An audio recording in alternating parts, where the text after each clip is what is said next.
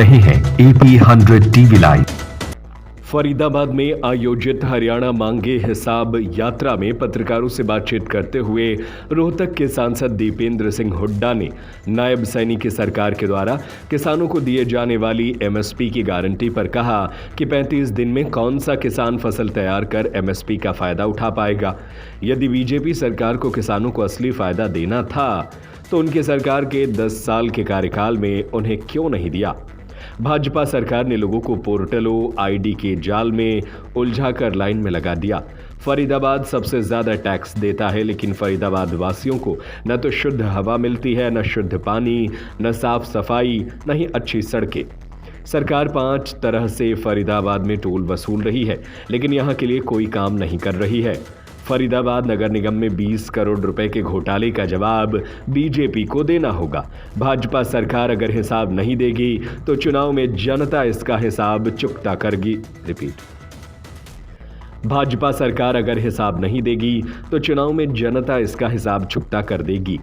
जब तक भाजपा को सत्ता से बाहर नहीं कर देते चैन से नहीं बैठेंगे।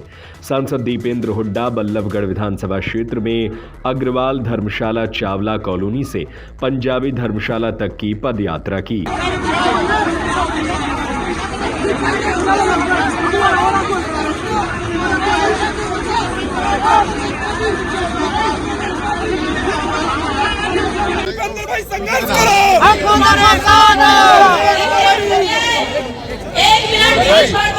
स्वागत करेंगे शांतिपूर्वक। समय नदी की बात बल्लभगढ़ किस तरीके देखते हैं यात्रा को? आज आपने खुद देखा होगा, लोगों ने इतना साथ दिया पूरे बल्लभगढ़। आज जो सभा थी शुरू में हजारों की संख्या में रिकॉर्ड सभा, और उसके बाद रिकॉर्ड सभा के माध्यम से मांगे बढ़े। हरियाणा मांगे हिसाब, फरीदाबाद मांगे हिसाब, बल्लभगढ़ मांगे हिसाब, और आगे बढ़े।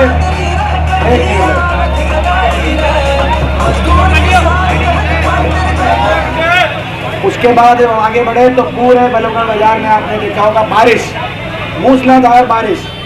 लेकिन इस बारिश में इतनी बड़ी संख्या में जो हमारे बल्लभगढ़ के कांग्रेस के साथी चले, हमारी माताएं बहनें चली, ये एक उदाहरण बना है देश के सामने। मैं बधाई देता हूँ, और ये स्पष्ट संकेत है कि बल्लभगढ़ में बदलाव तय। मुख्यमंत्री नायब सिंह सैनी कह रहे हैं कि हर साल वो हिसाब देती है हमारी सरकार, जब 1 साल पूरा होता है सरकार का। देखिए, जो नायब सिंह जी कह रहे हैं कि हर साल हिसाब देते हैं, उन्होंने दो दिन पहले फतेहाबाद में जाके कहा कि हम हिसाब देते हैं। 10 साल में हमने 10 काम कराए फतेहाबाद में। उन 10 कामों में से 7 काम कांग्रेस की उल्टा सरकार के निकले।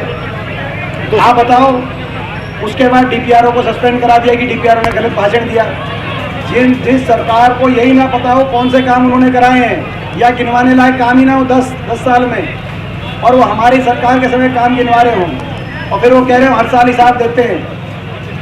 तो मैं समझता हूँ कि आज हरियाणा की जनता समझ चुकी है। लोकसभा चुनाव में देश में विपक्ष में सबसे ज़्यादा वोट कांग्रेस को कहीं मिला तो हरियाणा प्रदेश में मिला। स्पष्ट संकेत है, बीजेपी से ज़्यादा मत प्रतिशत भी ज़्यादा विधानसभा सीटों पे कांग्रेस को बढ़त भी। पिछली बार बीजेपी को 80 सीटों पे बढ़त मिली थी, लेकिन लुढ़क के 40 पे आ गई बीजेपी। कांग्रेस को मात्र 10 सीटों पे बढ़त मिली थी, लेकिन हम 31 पे आ गए। इस बार तो लोकसभा चुनाव में कांग्रेस 40 सीटों पे आगे थी। तो आप अंदाजा लगा सकते हैं कि विधानसभा चुनाव में क्या होगा। प्रचंड बहुमत से कांग्रेस पार्टी की सरकार बनने जा रही है। दुष्यंत चौटाला भी आज फरीदाबाद में थे। दुष्यंत चौटाला भी आज फरीदाबाद में थे। वो आपके हिसाब मांगने को लेकर कह रहे हैं कि पहले कांग्रेस अपने कार्यकाल का हिसाब दे, 70,000 एकड़ जमीन का हिसाब दे जो किसानों की। ऐसा जिनकी बात कर रहे हैं, आपने बात की दुष्यंत चौटाला जी की। मैं समझता हूँ कि जो है हरियाणा में 2 तरह के मुकाबले चल रहे हैं। एक मुकाबला हरियाणा में चल रहा है जिसमें कांग्रेस बहुत आगे है, कांग्रेस बड़े बहुमत से सरकार बनाने की तरफ जा रही है, लेकिन मुकाबला भाजपा से है। और दूसरा मुकाबला चल रहा है दुष्यंत चौटाला का और INLD का नोटा के साथ। नोटा सुना आपने? नोटा क्या होता है? आप देखो लोकसभा चुनाव में किसकी कितनी वोट आई है। अगर नोटा से कम वोट आई है तो जरा आप भी समझें, और थोड़ा सा प्रश्न हमसे जो है मुख्यमंत्री आपने कहा कि हिसाब लिया जाएगा बीजेपी वालों से, किस तरीके से हिसाब लिया जाएगा सरकार आने पर? देखिए, पहला हिसाब तो जनता ही लेगी वोट की चोट से। और दूसरा ये जो रिकॉर्ड घोटाले, 30 से ज़्यादा घोटाले, खनन घोटाला, शराब घोटाला, रजिस्ट्री घोटाला, फरीदाबाद निगम में 200 करोड़ का घोटाला, असंख्य ऐसे जो घोटाले हुए हैं, इन घोटालों की जांच भी कराएंगे जब कांग्रेस पार्टी की सरकार आएगी। क्योंकि भाजपा सब जानता है, पूरा देश जानता है कि हर जिले में भाजपा का कोई ना कोई मंत्री भ्रष्टाचार के केंद्र के रूप में स्थापित हो गया है, जिसको लूट की परमिशन और लूट का लाइसेंस भाजपा ने दिया है हर जिले में।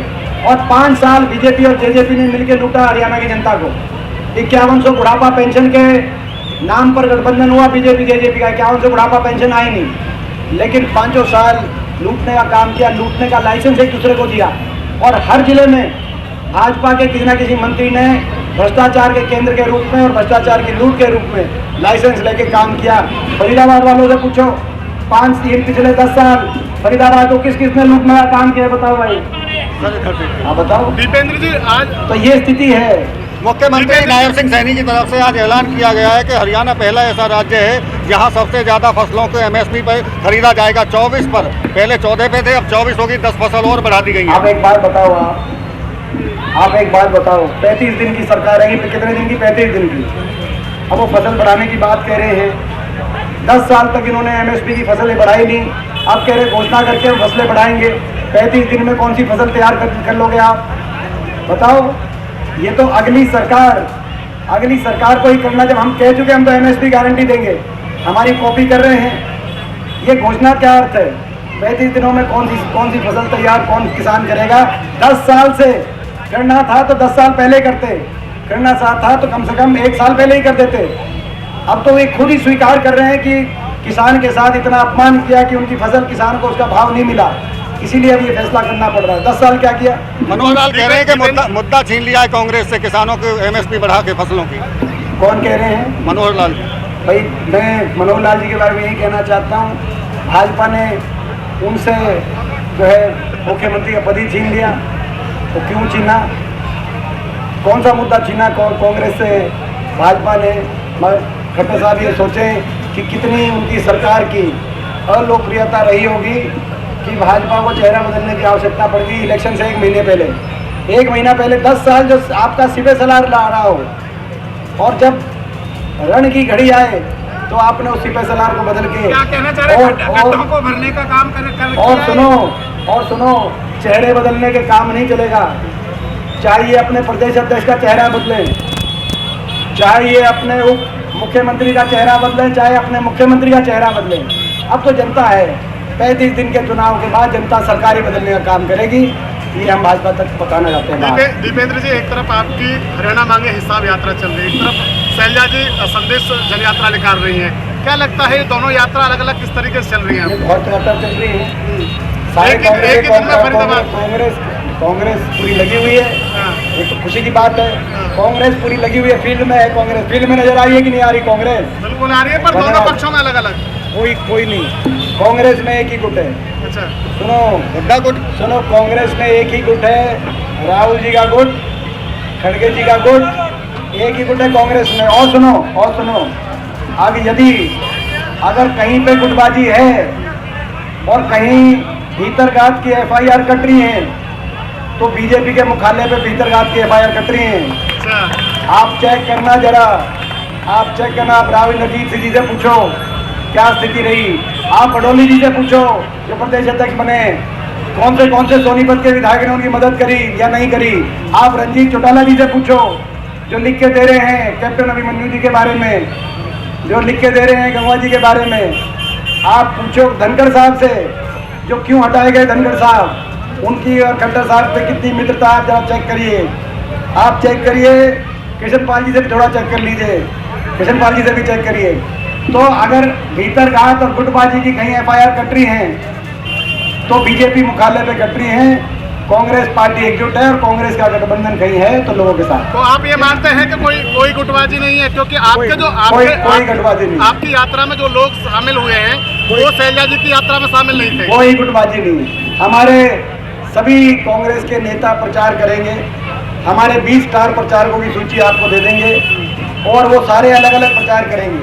ऐसा नहीं होता कि 20 स्टार प्रचारक एक साथ गाड़ी में बैठ के एक बस में प्रचार करें। चुनाव का टाइम है, चुनाव में सारे कांग्रेस अलग अलग प्रचार करेगी अपने जो सारे की कांग्रेस, मगर सभी एक ही लक्ष्य के साथ कि कांग्रेस की सरकार बने। जब बीजेपी कह रही है कि जब कांग्रेस की सरकार थी तो पेंशन बढ़ाई नहीं, लेकिन अब लालच देकर लोगों को 6000 पेंशन की बात कह रहे हैं। अरे बीजेपी वालों, आपने तो पेंशन कटवाने का काम किया, बढ़ाने की बात कर रहे हो। आपको पता है, कल मैं एक नांगल चौधरी एक गाँव में गया, डिगोट गाँव में, वहाँ एक गांव में 80 बड़े बुजुर्गों को मृतक घोषित करके पेंशन काटने का काम हुआ। 80, किसी का अंगूठा नहीं मिला, किसी की स्पेलिंग गलत हो गई, तो बीजेपी तो पेंशन कटवाओ, इनकी सरकार साबित हुई है। ये पेंशन की बात करेंगे, आपके मुझे लगता है कि प्रश्न आपके खत्म हो गए, क्योंकि बोरिंग सवाल आ रहे हैं, काफ़ी बोरिंग सवाल आ रहे हैं। तो आप सबके सारे सवाल, आपका धन्यवाद, बहुत अच्छी तरीके से आपने इतना समय इंतजार किया।